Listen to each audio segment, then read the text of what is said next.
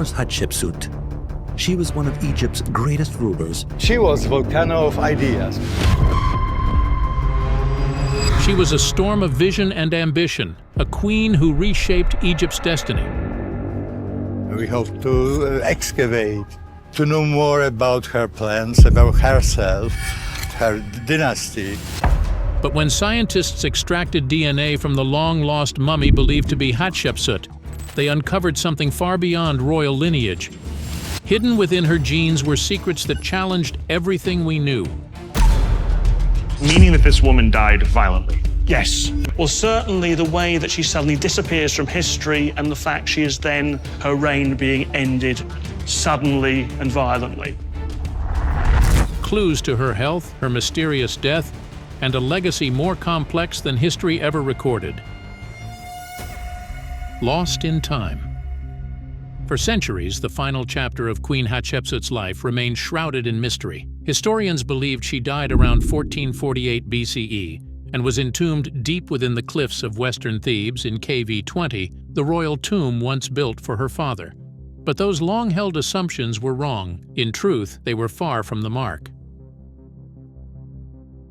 The modern search for this pharaoh's tomb began in 1799 during Napoleon's campaign in Egypt. Though his military ambitions ultimately failed, the expedition ignited a revolution in science and archaeology. Among his ranks were 167 scholars, artists, and engineers tasked with documenting the wonders of ancient Egypt. Their meticulous surveys and sketches laid the foundation for modern Egyptology.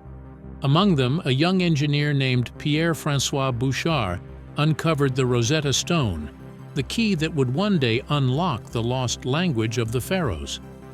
Its discovery ignited Europe's fascination with ancient Egypt, turning ruins into revelations and inspiring generations of explorers to follow. The French scholars recorded the existence of KV-20 but left it untouched, its entrance sealed beneath centuries of rubble. Then, in 1817, Italian explorer Giovanni Battista Belzoni revisited the site. Though he documented the tomb once more, his attention lay elsewhere, and the passage remained unopened. For years, the tomb stood in plain sight yet undisturbed, until 1825, when British scholar James Burton made the first serious attempt to clear its corridor. He managed to reach only the outer chamber before abandoning the effort. Nearly 2 decades later, in 1844, German Egyptologist Carl Richard Lepsius returned with renewed determination.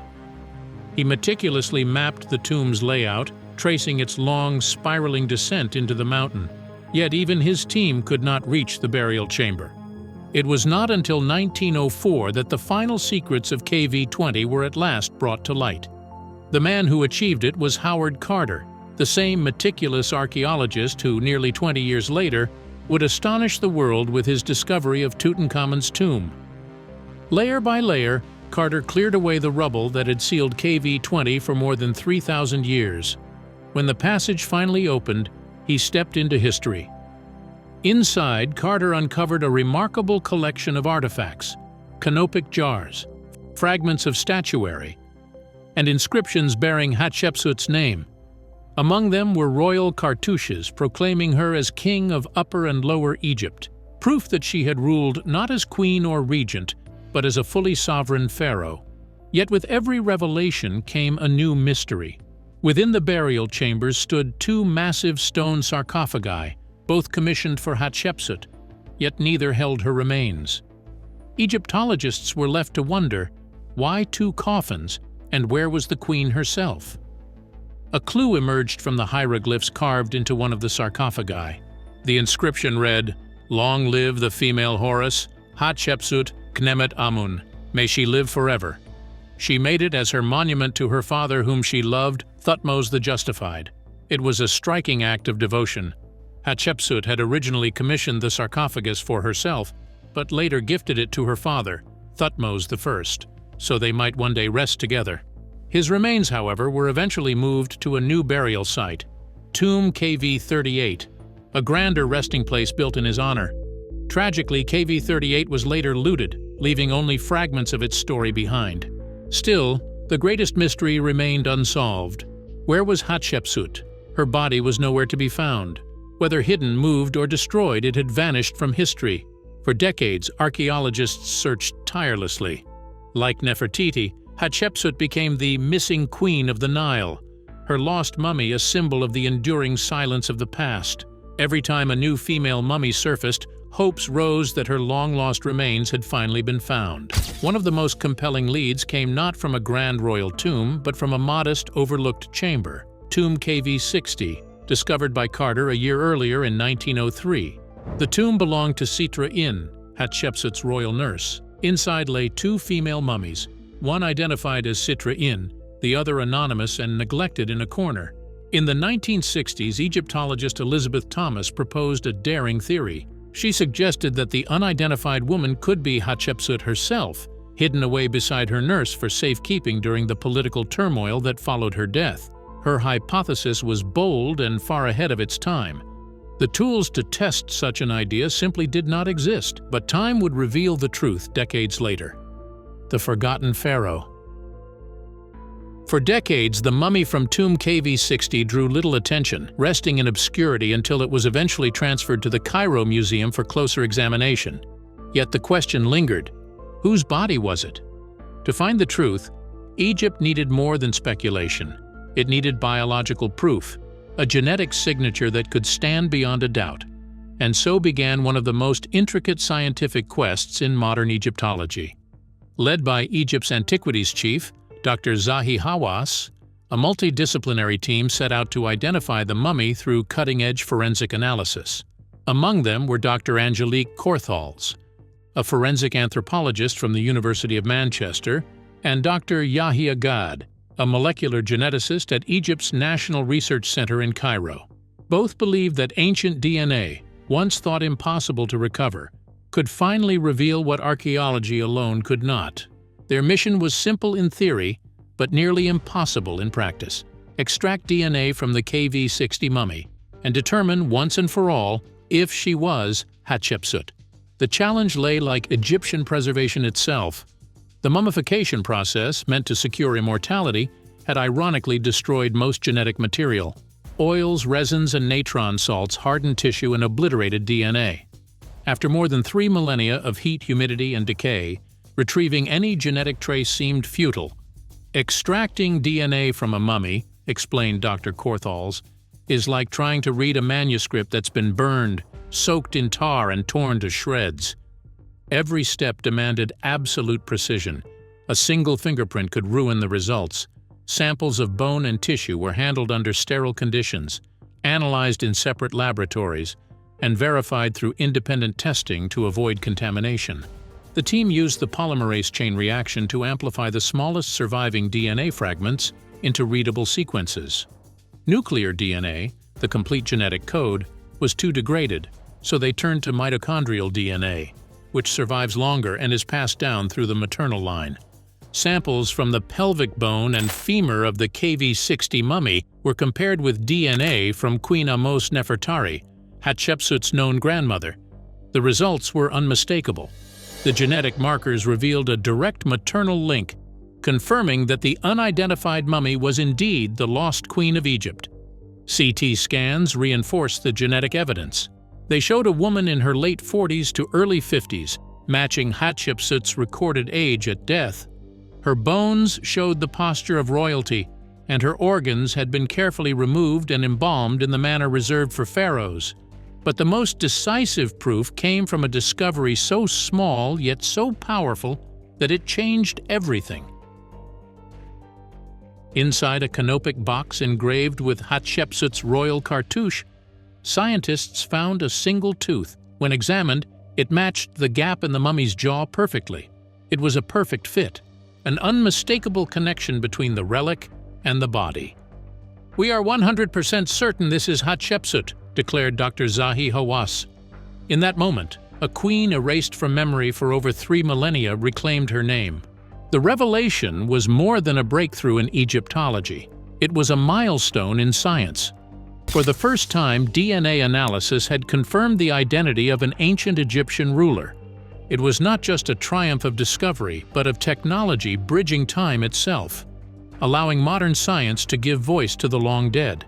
Through the precision of genetics, Queen Hatshepsut, the woman who once ruled as His Majesty, who was erased from monuments and buried in obscurity, was restored to her rightful place among Egypt's eternal pharaohs. Her DNA achieved what neither stone inscriptions nor shattered statues could. It made her name immortal once again. Even then, some scientists urged restraint. Dr. Scott Woodward, director of the Sorensen Molecular Genealogy Foundation in Utah, reminded the world that retrieving uncontaminated DNA from mummified remains is notoriously tricky. Yet molecular biologist Paul Evans of Brigham Young University captured the moment's magnitude best, calling the identification of Hatshepsut through DNA a discovery on the scale of King Tutankhamun's tomb. However, as monumental as the discovery of the forgotten pharaoh's mummy was, what scientists uncovered next was even more astonishing, an extraordinary revelation that added a crucial missing piece to the puzzle of ancient history. The pharaoh's last days. For over 3,000 years, historians imagined betrayal, murder, and political intrigue as the cause of the forgotten pharaoh's passing. But when modern science finally traced her DNA, the truth that emerged was far more tragic and profoundly human. It was not treachery that ended the reign of Egypt's great female pharaoh, but a slow, merciless illness, one that may have been born from her own daily habits. When researchers examined her mummy, the results were startling. Beneath the linen wrappings lay evidence of immense suffering. CT scans revealed advanced bone cancer spreading through her pelvis, spine, and legs, each lesion a mark of the pain she endured near the end. Her preserved tissues also showed signs of obesity and metabolic disease, suggesting she may have had type 2 diabetes. This discovery raised a haunting question. How could a queen nourished by Egypt's wholesome diet of fruits, grains, and fish have fallen victim to such conditions? The answer came not from her body but from her belongings. Inside a small wooden box inscribed with Hatshepsut's royal cartouche, archaeologists found a simple alabaster vial. Long dismissed as a cosmetic jar, it revealed something astonishing when tested. The residue contained benzopyrene, a compound now known as one of the most lethal carcinogens on Earth. In ancient Egypt, ointments containing tar, pitch, and resin were everyday beauty and healing balms. Hatshepsut, devoted to ritual purity and personal care, may have used such a lotion daily, unaware that it was slowly poisoning her. According to Dr. Yahi Agad, the geneticist who led the analysis, Hatshepsut's DNA showed a natural predisposition to obesity and metabolic illness, conditions that would have amplified the toxin's deadly effects. It was a perfect storm, he explained. Her own biology, combined with constant exposure to the compound, may have sealed her fate. Now, with her identity finally restored and her legacy reclaimed, Hatshepsut's story, once erased from history, has become a subject of worldwide fascination. How did a young princess rise to Egypt's greatest throne, only to disappear from memory as though she had never lived at all? The rise of Egypt's female pharaoh. Born around 1507 BCE, Hatshepsut entered the world as the cherished daughter of Pharaoh Thutmose I and his great royal wife Ahmose. From her earliest years, Hatshepsut was taught to lead. She was trained in statecraft, religion, and the sacred rituals of kingship, domains few women could ever touch. Yet even then, no one could have foreseen that this young princess would one day transcend every expectation and claim the throne of Egypt itself as pharaoh. Even though tradition dictated that the next ruler be born of the great royal wife, succession in Egypt's royal courts was rarely straightforward.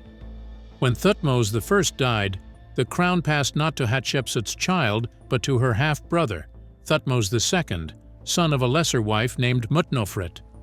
To preserve the sacred bloodline and stabilize the throne, Thutmose II married Hatshepsut when she was about 12 years old. It was a union forged not by affection, but by duty and by the weight of dynastic destiny. Their marriage brought forth only one child, a daughter named Neferure. But Thutmose II also fathered a son with another wife, Isis, a boy named Thutmose III. When Thutmose II died young, Egypt faced a delicate crisis.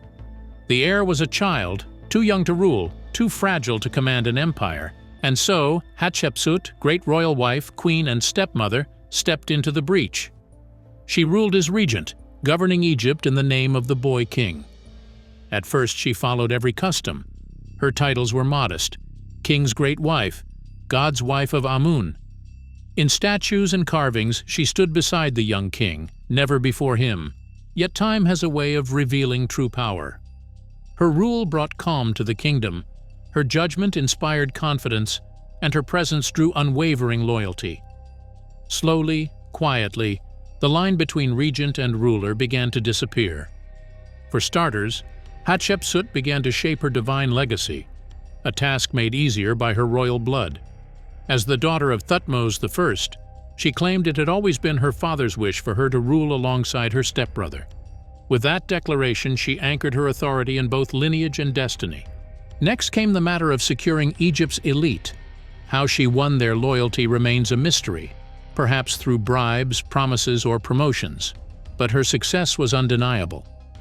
Among those who rose under her favor was one man whose name would forever be tied to hers: Senenmut. Once an ordinary official, he became great treasurer, chief royal architect, and chief steward to the king's daughter, Neferura. His rapid ascent fueled whispers of intimacy between him and the queen, though history offers no proof. Around the 7th year of Thutmose III's reign, a quiet transformation began.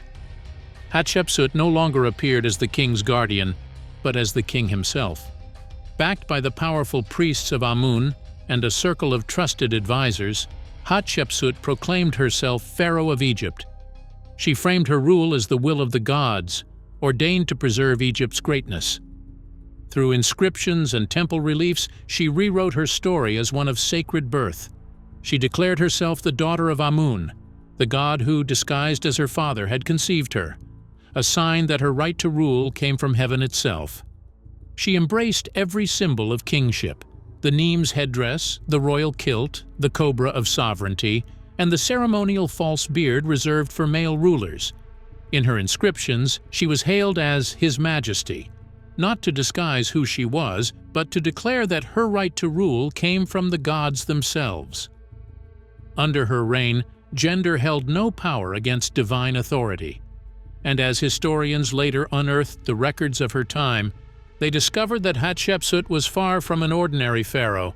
She was extraordinary in every sense, the reign of the pharaoh. Many historians once believed that Hatshepsut's rise to power was driven purely by ambition. When her story first began to surface a century ago, she was cast as a manipulative usurper, accused of deceit and vanity. Early scholars labeled her the vilest type of usurper, a woman who defied every norm to seize a throne that was never meant to be hers. They painted her husband, Thutmose II, as frail and submissive, an easy target for a dominant wife. In these early records, young Thutmose III grew up resentful of his stepmother, and after her death took revenge by erasing her name from monuments and records. It's a dramatic tale of betrayal and ambition, but modern scholars see it differently. Today, many believe that the image was shaped more by the biases of early Egyptology than by evidence. Ambition may well have guided Hatshepsut's decisions, but calling her a ruthless usurper oversimplifies a complex reign. If she had truly been cold and calculating, she could have eliminated Thutmose III, the one person who most threatened her power, yet she never did. She neither harmed nor confined him. Instead, he was free to pursue a military career and eventually became commander of Egypt's army. Some historians even argue the opposite, that Hatshepsut's decision to rule may have been a move of protection rather than ambition. Faced with political instability, she may have acted to secure both her position and Thutmose's against rival claims from another royal line. Once she assumed the crown, stepping down was no longer an option. The role of pharaoh was a lifetime command. Or perhaps she truly believed what she declared, that it was her father's will for her to rule. Unlikely, possibly, but not impossible. Setting her motives aside, the real question is, how did Hatshepsut rule? By all accounts, her reign was remarkably successful. Historians describe it as a time of prosperity, stability, and renewal for Egypt. It was also a period of peace. Though records mention a few military campaigns, the details are scarce and unremarkable. Scholars believe these expeditions were more symbolic than strategic, acts performed out of duty to honor her warrior father's legacy rather than to expand her empire. Hatshepsut's true legacy was built through trade and monumental architecture. Early in her reign, she revived Egypt's commercial ties with a long-lost partner from the Middle Kingdom, the mysterious land of Punt. Inscriptions tell of ships returning laden with ebony, ivory, myrrh, cinnamon wood, and the prized green gold of Emu, known today as electrum. The exact location of Punt remains uncertain, though it is thought to have been somewhere along the Red Sea coast, in what is now Somalia, Eritrea, or Sudan. As a builder, Hatshepsut was unmatched. Though the age of pyramid construction had passed, she was determined to prove that Egypt's grandeur was far from over. Her vision began at the Great Temple of Karnak, where she commissioned a pair of soaring obelisks, each over 100 feet tall, the tallest of their kind in the world at the time. She ordered several more during her reign, one of which cracked during carving and was left unfinished in the Aswan quarry. Today, that unfinished obelisk remains a monument to ancient craftsmanship, offering rare insight into how these colossal works were created. However, Hatshepsut's greatest triumph was a temple so magnificent that the next pharaoh tried to erase it from history, and yet, time itself could not succeed. The mortuary temple of Hatshepsut. Rising from the cliffs of Deir el-Bahari across the Nile from Luxor, the mortuary temple of Hatshepsut stands as one of ancient Egypt's most extraordinary achievements.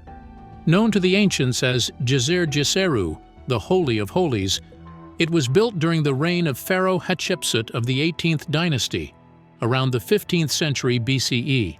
Carved directly into the limestone cliffs, the temple's terraces ascend from the desert floor toward the sacred peak of El-Qurn, a natural pyramid-shaped formation that seems to watch over the site. Nearby lies KV-20, Hatshepsut's tomb, cut deep into the same massif. To the east, a 1-kilometer causeway once stretched across the sands, linking the temple to its valley complex and connecting the edge of the desert with the realm of the gods. Facing the 8th pylon of Karnak across the river, the temple's orientation was deliberate, symbolizing the sacred connection between the mortuary complex and the festival of the beautiful valley, when the bark of Amun journeyed westward to visit the resting places of the kings. The design followed two symbolic axes, an east-west line reflecting Amun-Re's festival procession, and a north-south axis representing the pharaoh's journey from earthly rule to divine rebirth. Construction began around the 7th year of Hatshepsut's reign and continued for more than a decade. Inspired by the temple of Mentuhotep II, built 6 centuries earlier, Hatshepsut's architects reimagined the plan with greater harmony, balance, and scale. The identity of the chief architect remains debated. Many credit Senenmut, Hatshepsut's trusted overseer of works, while others name Hapuseneb, high priest of Amun. Regardless, Hatshepsut herself played a decisive role, shaping the project's vision and purpose. Built primarily of fine limestone, with red granite and sandstone accents, the complex combines precise engineering with profound sacred meaning. An architrave of violet sandstone, repurposed from Mentuhotep's temple, physically links 2 eras of Egyptian kingship. A nearly 1-kilometer processional causeway led from the Valley Temple to the sanctuary. Along the path stood a bark station, where Amun's sacred vessel paused during ritual processions. The temple rose in 3 terraces connected by central ramps, each level drawing visitors closer to the divine heart of the complex. The lower terrace, enclosed by high walls, was entered through a single eastern gate. Within its courtyard stood 2 sacred persea trees and pools lined with papyrus and lotus, symbols of renewal. Lion statues flanked the central ramp, while porticos with 22 columns displayed vivid reliefs. The southern portico depicted the transport of obelisks from Elephantine and scenes of Nubian tribute, while the northern celebrated Hatshepsut as a sphinx trampling foes, accompanied by hunting and offering scenes. The second terrace formed the artistic core. Its southern walls recount Hatshepsut's expedition to Punt, showing ships returning with gold, ivory, incense trees, and exotic animals. The northern walls depict her divine birth, with Amun-Re fathering the queen in human form, the earliest known depiction of royal divine conception. Each corner featured shrines to Hathor and Ra. The expanded Shrine of Hathor, goddess of love and music, displayed scenes of Hatshepsut offering gifts, reflecting both personal devotion and political theology. The smaller Shrine of Anubis, honoring the god of embalming, depicted Hatshepsut receiving guidance in his presence. The upper terrace crowned the monument. 26 columns fronted a granite gateway leading to the festival courtyard, lined with colossal Osiride statues of Hatshepsut, half queen, half deity. To the south, she wore the white crown of Upper Egypt. To the north, the double crown of a unified kingdom. Reliefs depicted her coronation and participation in the great festivals of Ope and the Beautiful Valley, celebrating her divine kingship. At the terrace's center lay the sanctuary of Amun, a garden for my father, Amun, consisting of 3 halls along the temple's central axis. The first housed the god's bark and Osiride statues of the queen. The second contained the cult statue of Amun with side chapels dedicated to the Enneads. The third, innermost chamber symbolized the threshold between life and eternity. Adjacent, the open-air solar cult court honored Ra-Horakhti, while the mortuary cult complex to the south served rituals for Hatshepsut and her father, Thutmose I. Before construction, Hatshepsut consecrated the site with the stretching of the cord ceremony, under the gaze of the goddess Seshat. Foundation deposits of amulets, pottery, tools, and offerings were buried beneath the temple to sanctify it forever. Like other royal complexes, it included a valley temple, causeway, mortuary sanctuary, and tomb, KV-20 carved deep into the cliffs, with El Kurn rising above as a natural capstone linking the burial to the heavens. Centuries of ritual brought the temple to life. During the beautiful festival of the valley, Amun's bark crossed the Nile, accompanied by priests, nobles, musicians, and soldiers. The procession ascended the causeway, flanked by sphinxes and offering stations, until reaching the sanctuary, where Amun rested overnight before returning to Karnak. Daily rituals sustained the divine connection. Priests purified, anointed, and clothed the god's image, offering food, wine, and the symbol of Mot to renew cosmic order. Yet history tested the resilience of Hatshepsut's temple. 2 decades after her death, in the 42nd year of Thutmose III's reign, a deliberate campaign sought to erase all evidence of her rule as pharaoh. Driven by resentment at being sidelined, Thutmose III initiated a purge of her images, titles, and inscriptions. The effort, however, proved short-lived. Within 2 years, under the accession of Amenhotep II, the campaign was abandoned, leaving much of the destruction incomplete. The methods of erasure varied in severity. Minor alterations involved scratching out feminine pronouns or suffixes, leaving most texts intact, particularly in the Hathor shrine and on the upper terrace.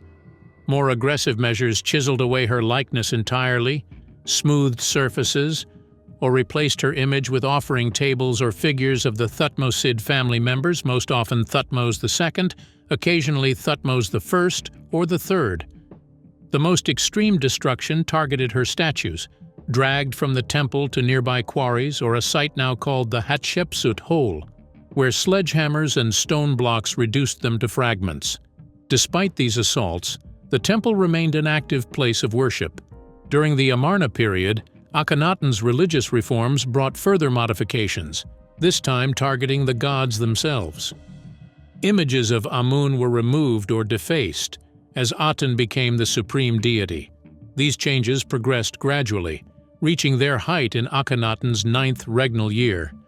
Later, under Tutankhamun, Horemheb, and Ramesses II, many reliefs and cartouches were restored, with some of Hatshepsut's inscriptions reinscribed for Thutmose III. Nature also left its mark. A devastating earthquake in the 9th century BCE damaged terraces and colonnades. Between the 21st and 25th dynasties, the temple took on a funerary role, serving as a burial site for priests of Amun and Montu, as well as members of the royal family. Under Ptolemaic rule, the temple underwent further transformations. Ptolemy III Euergetes added a stone chapel on the middle terrace dedicated to the Greek god Asclepios. Later, Ptolemy VIII reconfigured the sanctuary of Amun, converting the cult chamber into a chapel honoring Amenhotep, son of Hapu, Imhotep, the architect of Djoser, and the Greek goddess Hygeia. The bark hall was altered, niches filled, skylights blocked, and a portico of 6 columns marked the new entrance.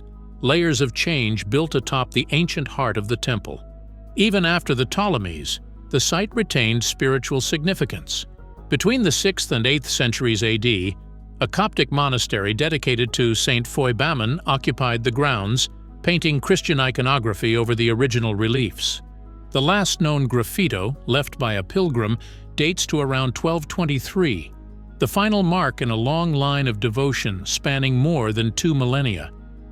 Restoration of the temple began in 1961 under the Polish Center of Mediterranean Archaeology at Warsaw University. Initially focused on the third terrace, the project expanded in 1967 to encompass the entire complex. Today, under the direction of Patryk Chudzik, the temple is gradually reopening to the public. Since 2000, visitors have been able to explore the festival courtyard, upper terrace, and coronation portico, with the solar cult court opening in 2015 and the sanctuary of Amun in 2017, allowing the legacy of Hatshepsut to shine once more. Thanks for watching. Now check out the videos popping up on screen for more unbelievable stories.